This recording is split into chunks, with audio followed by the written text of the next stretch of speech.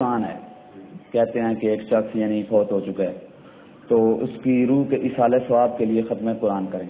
قرآن ختم کر سکتا ہے کوئی انسان؟ مطلب قرآن پڑھیں جس کو وہ اپنے لفظوں میں کہتے ہیں ہم نے ختم کروایا، مطلب قرآن پڑھ کے تاکہ اس کی روح کو ثواب پہنچے۔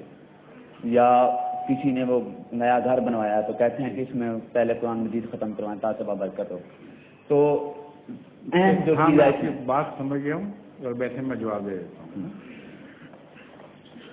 ہمارے لندن میں ایک صاحب ہیں، ان سے ان کے ایک دوست نے کہا کہ تم نمازیں پڑھتے رہتے ہو تو میں نے ختم قرآن کرانا ہے، مجھے مشورہ دو میں کس سے کرواؤں؟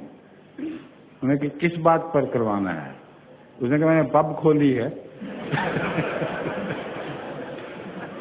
شراب کی دکان، تو اس پہ ختم قرآن کرانا۔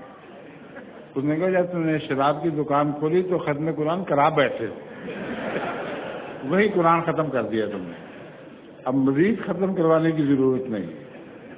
تو یہ جو ختم والے لوگ ہیں نا اکثر ایسے ہی ہیں، ان کو پتہ ہی نہیں قرآن کا مطلب کیا ہے۔ قرآن تو پڑھ کر عمل کرنے کی کتاب ہے، پڑھ کر پھونکنے کی کتاب نہیں ہے۔ اس لیے جب وہ ختم کا تصور باندھتے ہیں کسی مولوی سے قرآن پڑھا دیا تو واقعتاً وہ قرآن کو ختم کر بیٹھتے ہیں۔ قرآن ان مقاصد کے لیے نہیں تھا، نہ رسول اللہ صلی اللہ علیہ وسلم کے زمانے میں کبھی بھی ایسے مقصد پر استعمال ہوا۔ قرآن تو ایک الہی کلام ہے جس میں روح کی غذا ہے، انسان کو معاشرے میں قرآن سے مدد ملتی ہے، معاشرہ سدھارنے کی، اخلاق کی مدد ملتی ہے۔ جن لوگوں کو نہ عربی آئے نہ ترجمہ آئے وہ کسی مولوی سے قرآن پڑھوا لیں، ان کو کیا فائدہ ہے؟ کچھ بھی فائدہ نہیں۔ ضروری سوال میں ایک اور چھوٹی سی بات یہ تھی کہ مثلا جو اولاد ہے وہ اپنی والدین کی بخشش کے لیے بھی کرتے ہیں، کہتے ہیں وہ رمضان المبارک میں خاص کر، یہ سب غلط باتیں ہیں۔ مطلب اس کا کوئی ثواب جو ہے وہ مرحوم کی روح کو نہیں ہوگا۔ میری بات سن لیں، کیا حضرت صلی اللہ علیہ وسلم کے زمانے میں کبھی کسی صحابی نے کسی فوت شدہ بزرگ کے لیے قرآن پڑھ کر پھونکے ماری تھی؟